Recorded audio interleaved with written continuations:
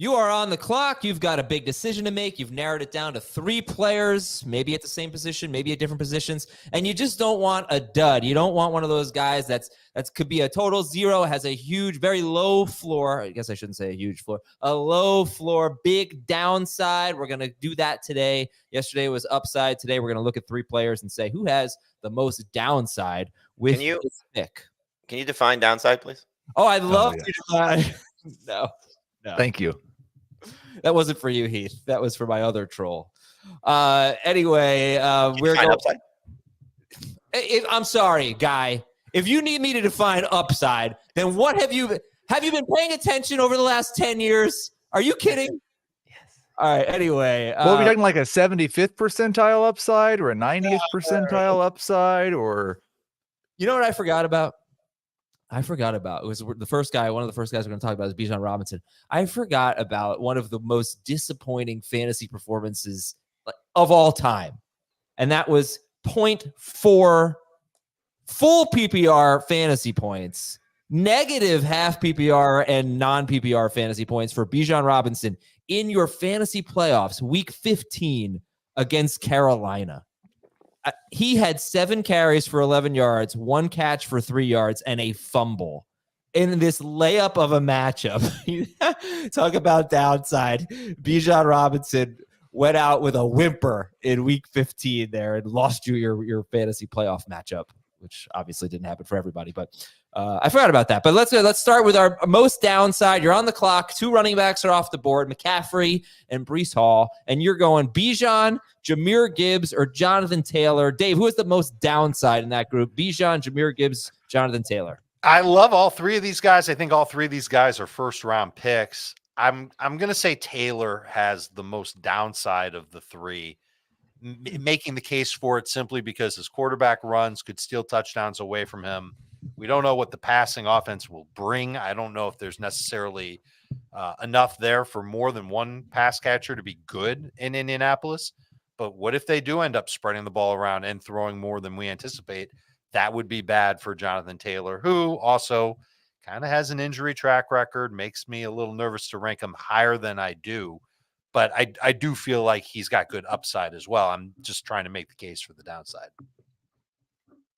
Yeah, go ahead, pick it up, guys, and you know, whoever wants to jump in there. But yeah, we're gonna mostly do this, and it's fine if you want to qualify it, but forget, mostly non-injury to him and non-injury to other players on the team. Downside, that's more of an upside argument. The other players on the team, but just assuming pretty much everyone stays healthy, who has the most downside? Heath, you're up. I'll go with Jahmyr Gibbs just because I think it's easiest to see him with the lowest touch total of this group. And if the Lions go back to what they did with Jamal Williams or with Montgomery at the beginning of the year, and it's all one guy at the goal line, because I don't know, Gibbs has like 2 or 3 times where he gets stuffed in a row. And so we see Montgomery score all the touchdowns and still maintain his role in the rushing game. And Gibbs is just kind of an okay RB2. All right, Jamie, what do you think? Who has the lowest floor, Bijan, Gibbs, or Taylor? I agree with Dave that it's Taylor, but I'll make the case for Bijan. Zach Robinson kept Arthur Smith's playbook and decides that Tyler Algier deserves more touches and wants to bench Kirk Cousins for not Michael Penix Jr., but Taylor Heineke. Okay, well, I don't really think it's Bijan either, but the Rams, now he's got, coming from the Rams system, the Rams, the last 5 seasons, they've been 29th or lower in running back targets. And Bijan had 50. How many catches did he have last year? I don't know, 60-ish. He had a lot. Who are you asking for? Bijan? Bijan catches. I'll tell you right now. And then Taylor. What if Taylor is the best trap back in the NFL? What if he catches like 30 passes because Richardson's not going to throw to his running backs? And what if he loses a bunch of goal line touchdowns to Anthony Richardson? Is that a spooky thought that's actually realistic, that Taylor just like doesn't get enough high value touches? I think 30 receptions is probably what you should expect. I don't think you should go in expecting him to be a 50 catch guy. 40 would probably be where I'd bookmark it. I don't know what you have it at, Heath, from a projection standpoint, but I mean, yes, he's not going to see a lot of receptions if Anthony Richardson plays like we expect him to. But I also think you trust that, Shane Steichen's offense is going to be very good, I think, for a lot of people. He's a great play caller. And I don't think that Richardson's necessarily going to steal every rushing touchdown from Taylor or a majority of rushing touchdowns from Taylor, to be honest with you. I think that's going to be Taylor's role. I've got him at exactly 30. He had 19 catches in 10 games last year. Yeah. This is not good.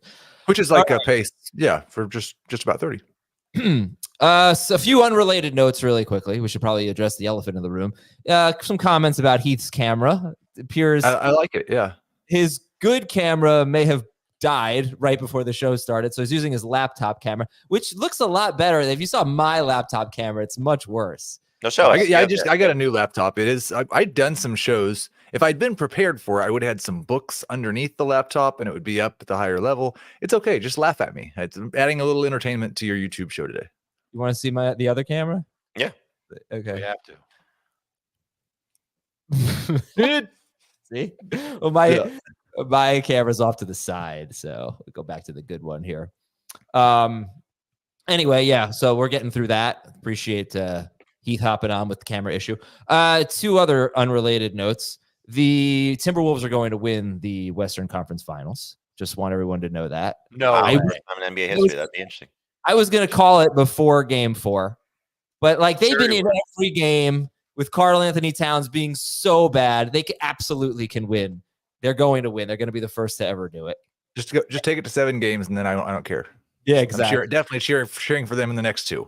I mean, look, whoever plays the Celtics, obviously their star player is going to get hurt. It's just I'm just so tired of this nonsense. The Celtics play the entire playoffs without their second best player, and we're going to talk about everybody else's injuries. The entire playoffs without Porzingis? Well, they play 2 games with him? You say is their second best player? Yeah. Come on.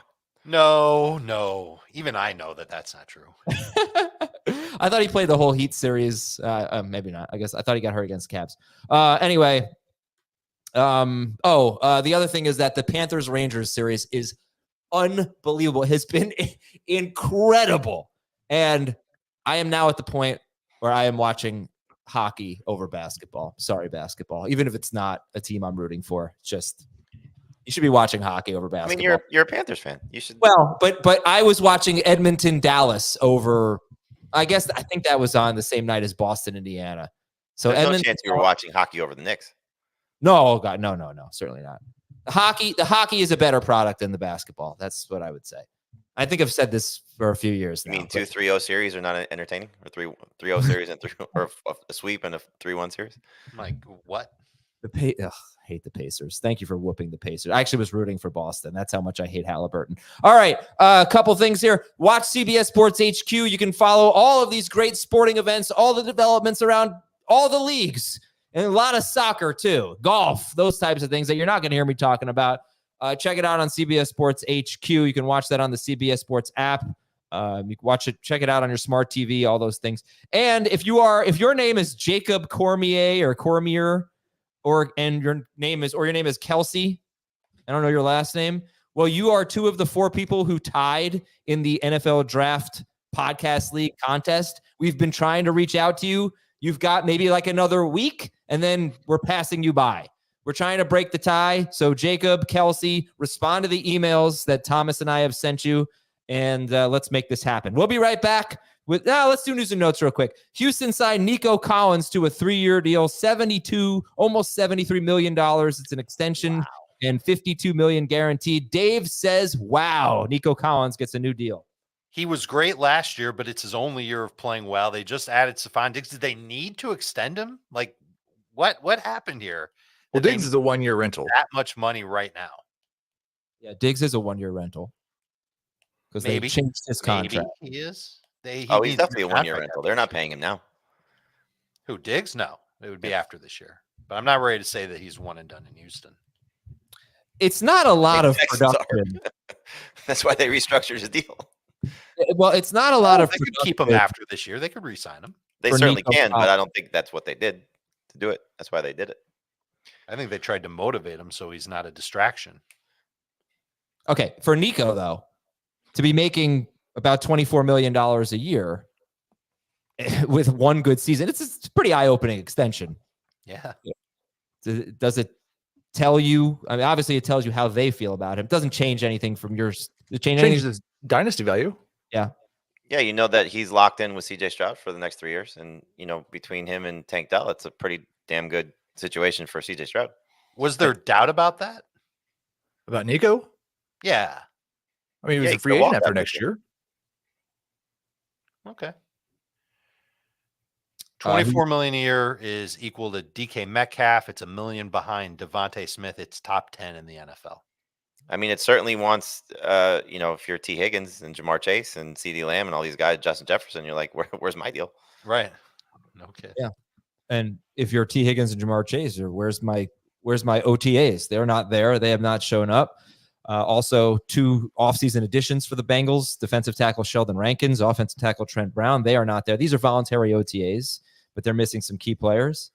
And Buffalo offensive coordinator Joe Brady said that they are going to be running Josh Allen's offense. So, yeah, he's making it clear it's still going to run through Josh Allen. Yeah, he's got to take the ball from the center and give it to the running back. Okay. Most downside, CJ Stroud, Kyler Murray, Anthony Richardson. We will get to that after a short break right now on Fantasy Football Today. My primary function is to create a balance and avoid a war. There's some new players in town, and they brought the plague. Why are you back? Because I missed you. When I act, I do so with purpose. You got my attention. You don't want that. What happened to Kingston?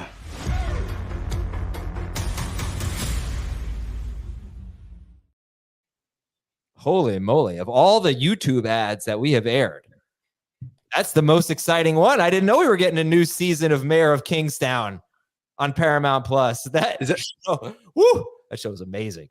It is amazing. I thought I'd seen that ad like 6 times, but yes, I'm very excited about it. I had no idea. That is terrific news. Okay. So 3 quarterbacks. We talked about a couple of them yesterday on the upside episode, but who's got the most downside? CJ Stroud, Kyler Murray, or Anthony Richardson? Jamie, I'm going to let you start. CJ Stroud, Kyler Murray, or Anthony Richardson? Who has the most downside? I mean, I think it's obviously Richardson, just based on the small sample size that we have, that he's going to let people down because he doesn't play at that level that we saw in the 2 healthy games, but even the games where he was just out there, he was amazing and looks the part of being a great fantasy quarterback. But you have the injury concern. I know you don't want to talk injuries, but he's clearly got to be mentioned along with Kyler, for what they suffered over the last 2 seasons. But if Richardson does not take a step forward as a passer and we're only relying on his rushing, then I don't think he's going to become a potential top 5 quarterback. He can still be a top 10 guy, but I think that's where the letdown will come if he doesn't continue to, improve as a passer based on what he showed during his collegiate career. So for me, it's Richardson, but I think he also has the most upside of this group as well. We talked about that on the Upside show, and it makes perfect sense. And that's why I've got him ranked high. I think maybe one or both of you have him ranked higher than I do. And he'll get drafted ahead of other players who I do have ranked ahead of Richardson. So I get the upside case for him, but it's based on projection. And I think that we could say that Kyler Murray's ranking is also based on projection. The fact that he's got Marvin Harrison to throw to. Well, what if Marvin Harrison isn't amazing? What if he's just good? Does that mean that Kyler Murray is going to be what he's been on an average the past 2 seasons, which is under 21 fantasy points per game? I would say if we throw out injury or massive regression in throwing for Richardson, then Murray is the one that's got the lowest upside, the most downside. But I still think he can be good as a starter for fantasy, even with that downside baked in. I don't have that much else to say. I think it's clearly Richardson. Okay. I thought Jamie made the Richardson case well, and I can't make the case for Stroud. So it's Richardson. Does Stroud have the most downside in a 4-point per passing touchdown league? I don't think so. Nope. It's Richardson.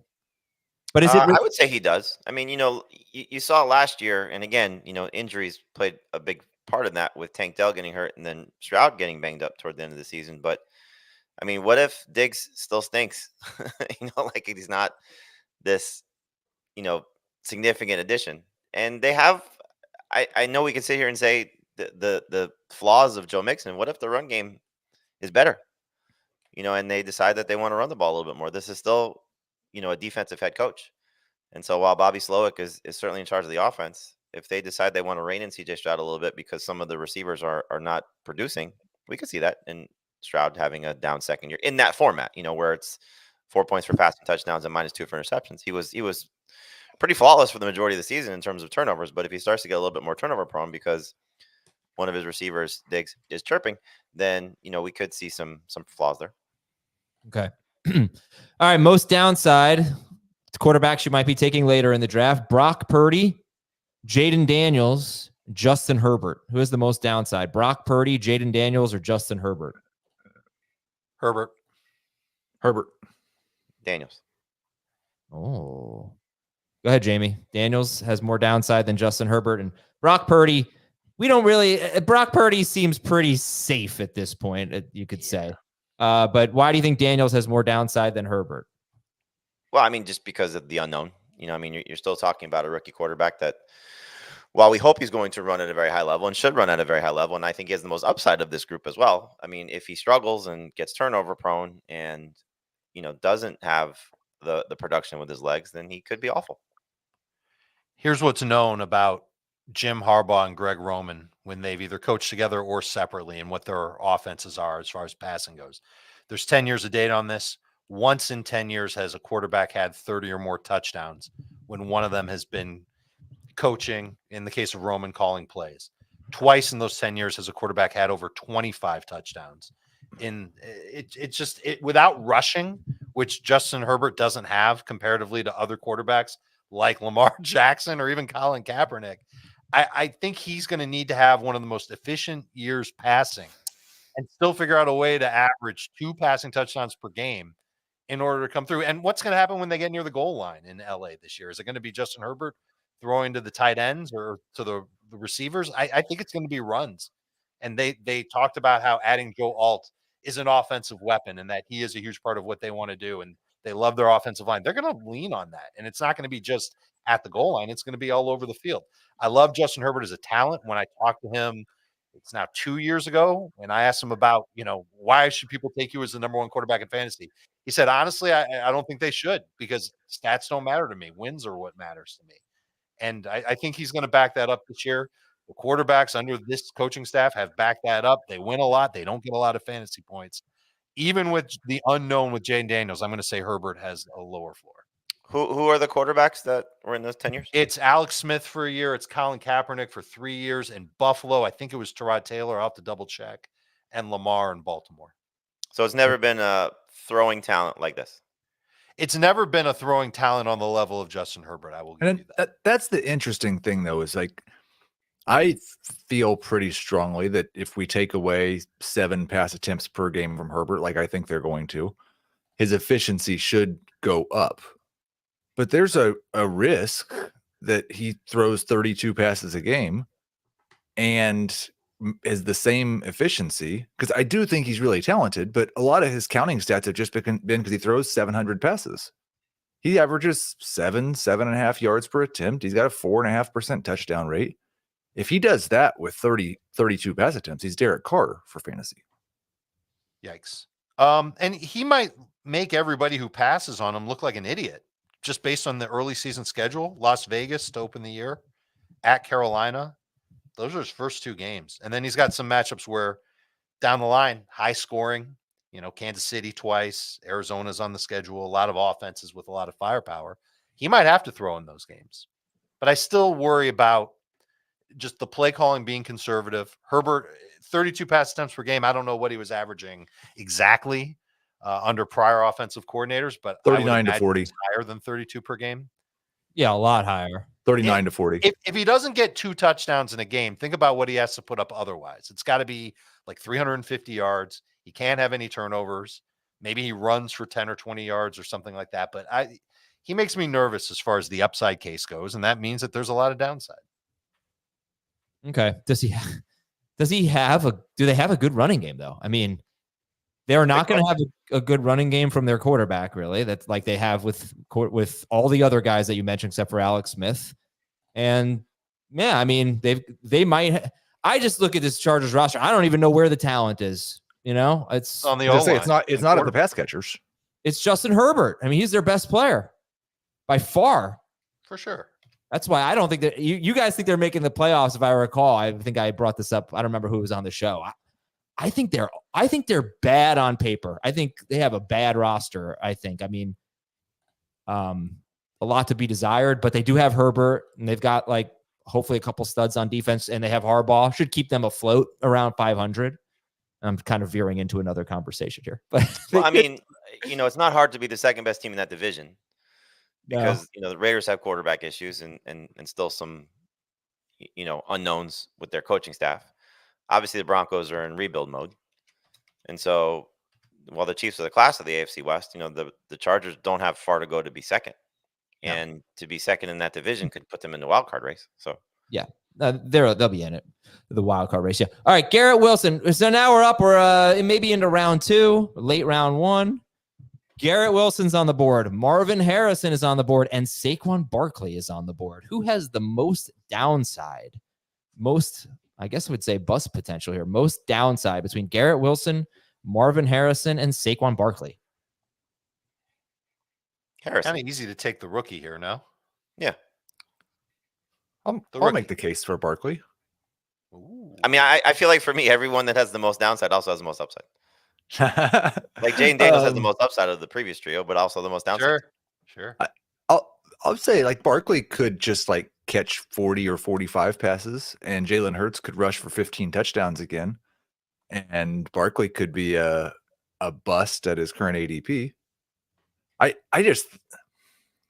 have a hard time believing Marvin Harrison's not going to catch 100 passes unless he gets hurt. Yeah, I kind of agree. I thought it would be Barkley here. I would take Harrison over Barkley. Wouldn't you guys take Harrison over Barkley? Or would it depend on your first pick? Yes, I would take Harrison over Barkley. But I also think, again, we're asking a rookie wide receiver to come in and be dominant right away. And it hasn't always been the first receiver drafted that's been the best. We're also asking Kyler Murray to, support a receiver to this level, which he really hasn't done consistently over the course of his career. And he's only really had one. So you can, make the case that, what he did with Hopkins the one season was pretty special. But McBride is going to steal targets and be a big part of this offense. And I think the other pieces are going to, still be involved. It's not like Marvin Harrison. Really, right? I mean, he's walking into a pretty damn good situation. He's walking into a great situation, but I mean, there's still the potential for failure, and by failure, it doesn't necessarily mean complete bust, but it might be, just not being this dominant force that we're expecting him to be. I mean, again, I'm taking him first. I'm taking Wilson ahead of Harrison. Yeah. But yes, I'm taking Harrison ahead of Saquon. Right. Yeah, I'm not there yet. I recognize that Harrison was dominant in college, and I also recognize that he's got a shot at 8 to 9 targets per game. Just Kyler Murray's track record with the number 1 receiver. Will he be as explosive against NFL level competition as he was in college? That's the question for Harrison, because the nitpicks on Harrison, and these are small, is that he just didn't have top end speed. He didn't have speed like Malik Neighbors. He didn't have physicality like other receivers in the draft class. The volume is going to be what carries him. But if it's 100 catches and somehow it's only 12 yards per catch and he only gets 6 or 7 touchdowns, it's a good year. Does that mean he's going to be top 5 good? I'm not sure where that would rank compared to other wide receivers. It's going to be up there for sure. But Barkley still has upside, because what if Barkley's there to take the tush push and simmer it down? And now he's scoring more touchdowns, or the Eagles are able to change it up at the goal line. Okay. Barkley can still catch passes. Miles Maybe Sanders Philadelphia morphs their offense. Before, so there's there's a potential for the running back to still score double digits and touchdowns there. I think, look, for Garrett Wilson, I know we're not, again, factoring in injuries, but his quarterback is coming off an injury, with at 40 years old. So, we're counting on Mr. Modest Aaron Rodgers to, be great once again. And what if he's not? And they have a pretty good running back that could be the focal point of the offense, and they added some pieces in the receiving core. And so, it might not be the Garrett Wilson show that we're hoping for. How many targets per game? Heath, you can answer this one if you've got it available. How many targets per game are we expecting from Garrett Wilson this year? This year, I am expecting 10. Wow. He was at 9.9 last year which was without top. Rodgers. Yeah, I'm just under. I got 165 or something. So yeah. So that's right rather there. basically the same. Yeah. That's great. 10. Wow. He was at 9.9 last year. No, I'm just saying I wasn't expecting Heath's projection to be as high because they've got, because they ran the ball well last year. And maybe they want to take a little bit of pressure off of Rodgers. And maybe that means that they're not throwing it 40 times a game. Yeah, well, I feel like Rodgers is not typically a high pass attempt guy. He's right. So But he throws the ball 32 times a game, and 10 of them go to DeVonta Adams, or 10 of them go to Garrett Wilson. Yeah. Well, I mean, Sure. in DeVonta Adams' last season in Green Bay, he had 169 targets in only 16 games. Okay, let's move on to our next one. I'm going to give you 2 wide receivers and 1 running back. Who has the most downside, the lowest floor? Nico Collins, Drake London, Josh Jacobs. Nico Collins, Drake London, Josh Jacobs. I'll say Drake London, because I think if he could just do what he's done, that would be a lower floor than the other 2 guys. Yeah, I don't doesn't love take a step forward. I don't love that argument because even if he's averaging 7 targets per game, which is where he was basically at the first years of his career, you've got to figure that the throws are going to be better and maybe even more downfield with Cousins compared to the other quarterbacks that he was going with.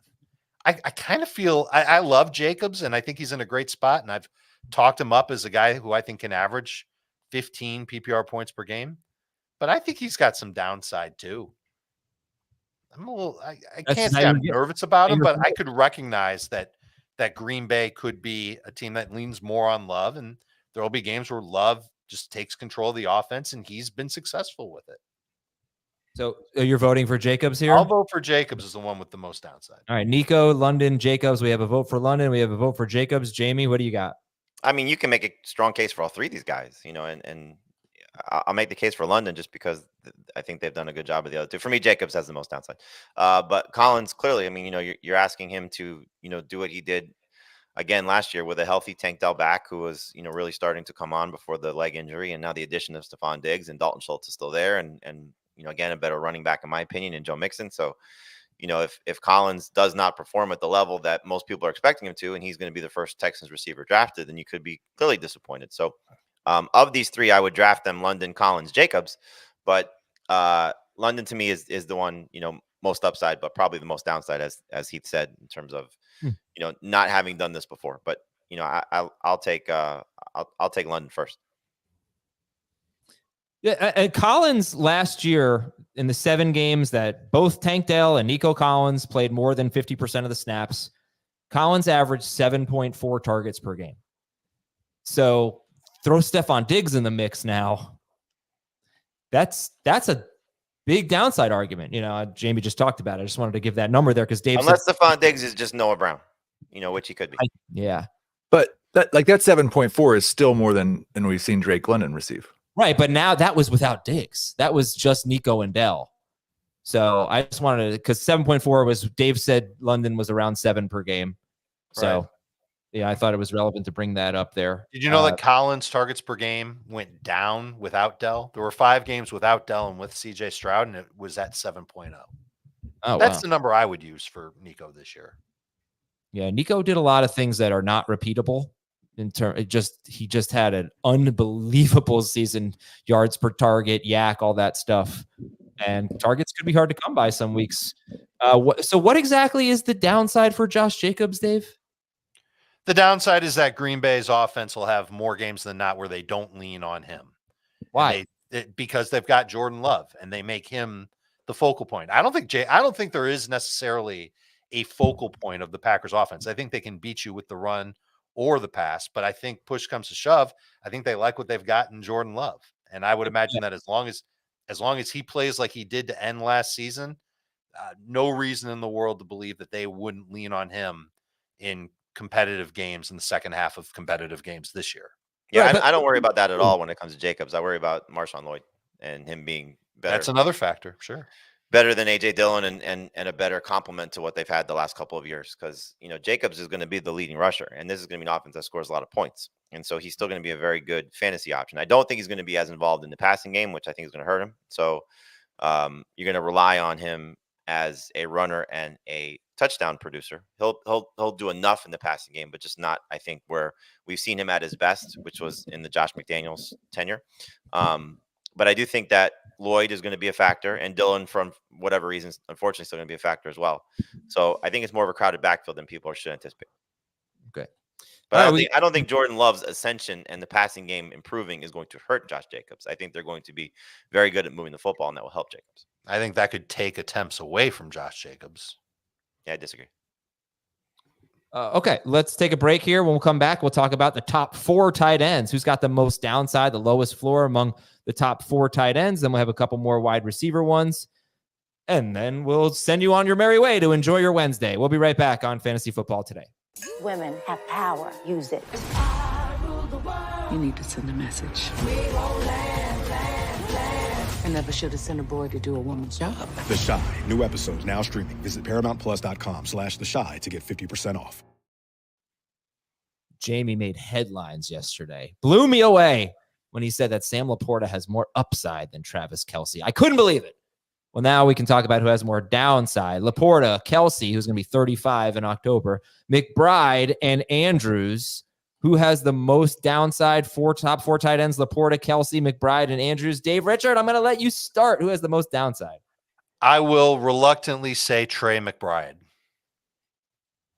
Okay. I would also say Trey McBride. If Marvin Harrison comes in and earns 10 plus targets a game, and McBride doesn't see his efficiency spike from last year, then he could be like a poor man's Evan Ingram. Jamie? I agree. It's McBride. Not really. He didn't win the upside argument yesterday, and he's losing the downside argument. I'm not really seeing a lot of reason for me to draft Trey McBride right now, guys. Well, I mean, you're comparing him to 3 pretty good players. It's like, yeah, it's a small sample size of what he did when Zach Ertz was gone, and part of that was with Kyler Murray back, but he was, in the range of what the top tier guys was at over 14 PPR points per game during that time. But now you're adding Harrison. Again, you're bringing in Zay Jones for what that's worth. Hopefully a better Michael Wilson. Greg Dortch is still going to be there.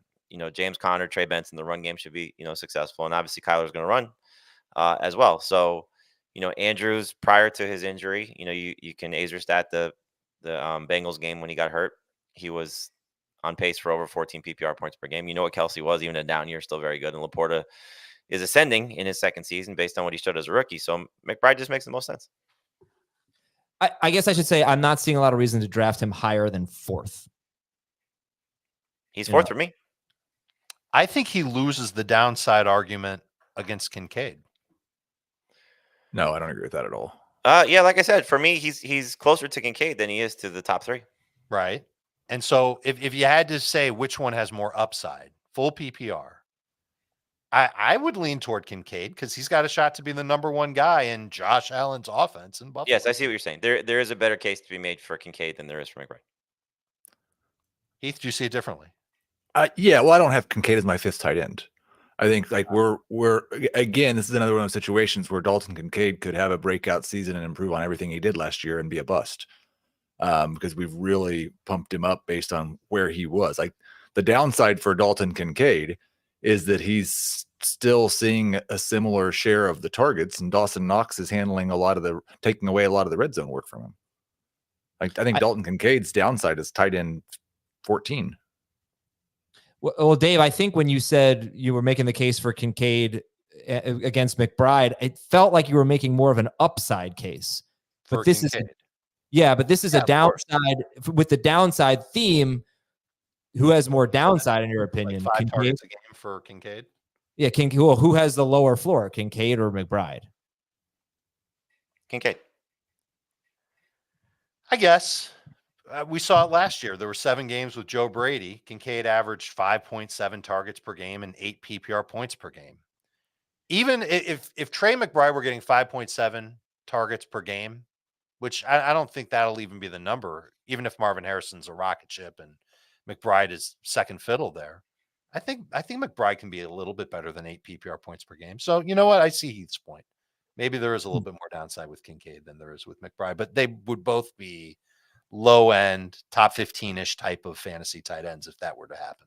The thing that I think that's interesting is what the target share is for McBride and what the projection would be with Harrison, if that's a fair way to present it, versus what Kincaid's target share was when Higgs, right?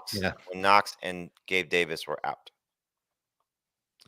Well, I'm coming off too negative on McBride. I like McBride. He may not have that huge upside.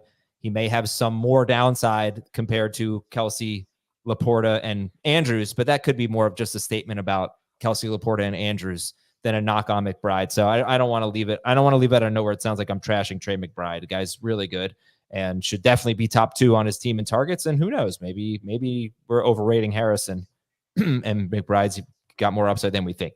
Pickens and Calvin Ridley. Who has the lowest floor here? Tank Dell, George Pickens, or Calvin Ridley? For me, it's Ridley. I think it's probably Ridley because you can parse last year from him in different ways, but I think he looked better later in the year than he did earlier in the year. And some of that stuff with the touchdowns seemed like rust and bad luck.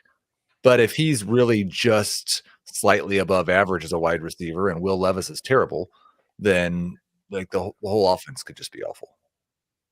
He could end up averaging below 12 PPR points per game, which would be pretty gross for Calvin Ridley.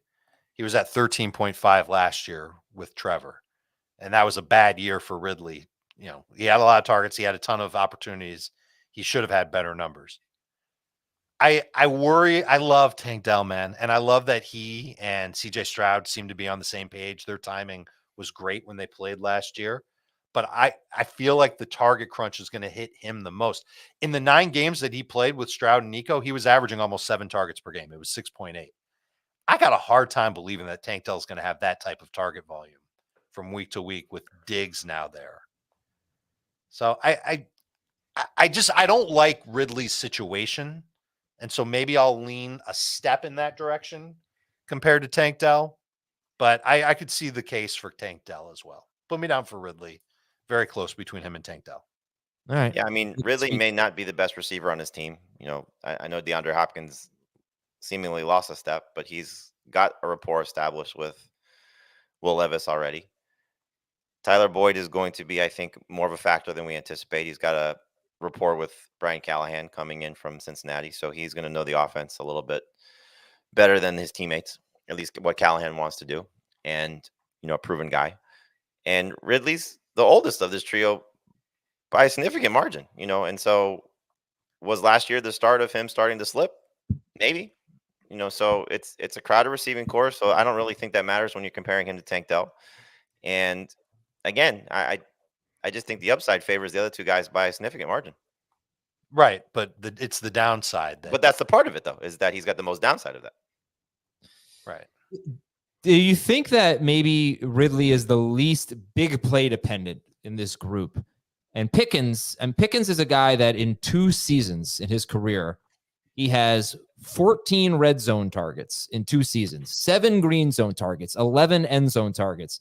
He has 2 touchdowns in his career that are from inside of 22 yards, and he has only 9 touchdowns in his career, George Pickens. So, I mean, I'm pretty excited about Pickens, but that part I don't love about him. He's not, so far, has not been a red zone guy. I don't think his team has had a lot of red zone targets either, though.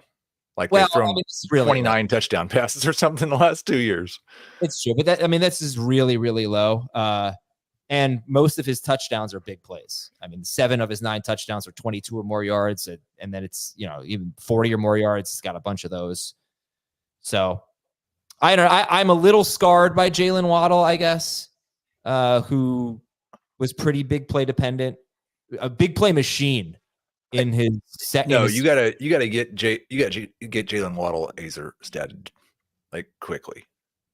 I've Vaser statted the heck out of Jalen Waddle, but like he was the same guy last year. He just left a bunch of games injured. No, 15.2 fantasy points per game to 15.6 fantasy points per game in games that he was healthy. I mean, Pickens was a big play threat guy with two quarterbacks now that will make big plays, and what he did without Deontay Johnson last year was a pretty telling situation. You're not correctly Azer statting Jalen Waddle because he was even better than that the year before. Because remember, Tua missed a lot of games. And he was horrible without Tua, and that hurt him. He was not nearly as good as he was last year. The big plays were just not there. That was the thing. He didn't make nearly as many splash plays. And I don't think he was 100% all year. He wasn't. But you do have to be, I think, a little bit nervous about guys that are so reliant on big plays, and that is George Pickens.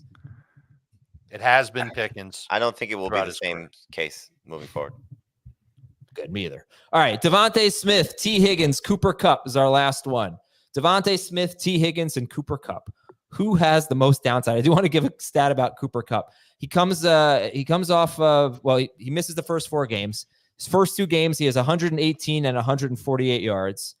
And then his last 11 games, including the playoffs, Cooper Kupp averaged 45.3 yards per game and 6 yards per target.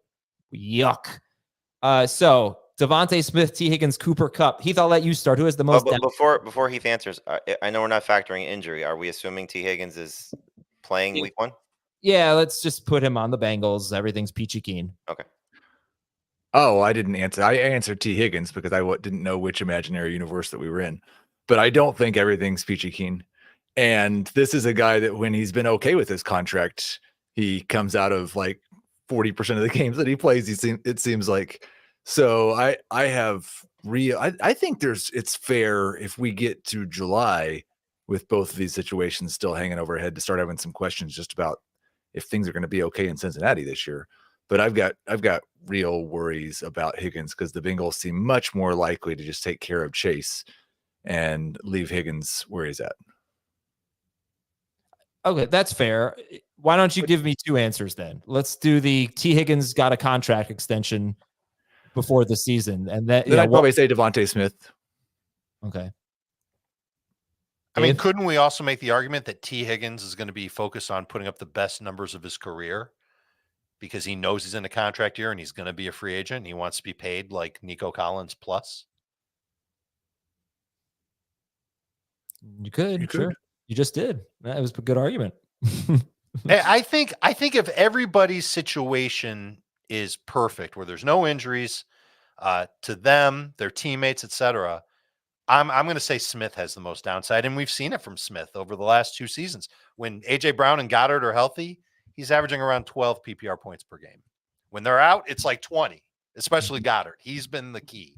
When Goddard's been out, man, DeVonta Smith's been amazing. But I think that if everybody's healthy, I think T. Higgins can beat that. I think he can beat 12 PPR points per game. I'm going to use the same argument that Dave gave for Smith for Kupp because we saw last year was somebody that was maybe better than him, and his numbers cratered to what Adam gave us. How healthy was he? We don't know. But when there was finally somebody of significant competition, and I don't think Robert Woods at the end of his Rams tenure was as good as Puka last year. I think that goes without saying.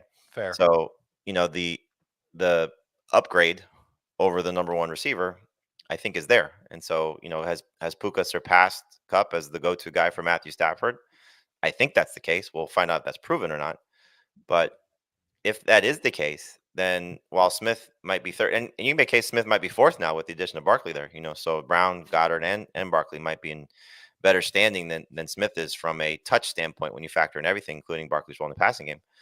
That even Kupp in the second role in this Rams offense, or even the third role, with what they do at the running backs, then it could be worse for him. So I'll take Kupp at his age as the one with the most downside, assuming Higgins is right. So that we basically got a vote for each of them, and then sort of an amended DeVonta Smith vote for Heath on the T. Higgins contract extension scenario. It is really amazing how much of an impact Dallas Goedert has had on DeVonta Smith's targets. It's just surprising almost. 3 games, Dave alluded to it. I mean, 3 games he played without Dallas Goedert. He faced the Chiefs, the Bills, and the Niners. Wasn't exactly the easiest competition, And DeVonta Smith had 8 or more targets and 96 or more yards in all 3 games. He scored 2 touchdowns. And with Goddard, weeks 1 through 9 and 14 through 17, he was on pace for 111 targets. It's not going to get it done. If Barkley is close to peak Barkley, how do you defend the Eagles? Try to outscore him. Probably a lot of zone. Barkley, yeah. I mean, Barkley, we didn't talk about. I didn't bring this stat up. I've said it before, but is he peak Barkley? Can he still be peak Barkley? He had 7 carries of 40 or more yards as a rookie. He has 6 in the last 5 seasons since then. He hasn't been peak Barkley since his rookie year. Yeah, I mean, he's going to have, maybe not 40-yard runs, but he's going to have a lot of just wide holes open for him with that offensive line that he hasn't had in years. Mm-hmm. Maybe ever. Oh, yeah. Much better. They're scary. And they'll win the division. Dallas obviously not going to win the division.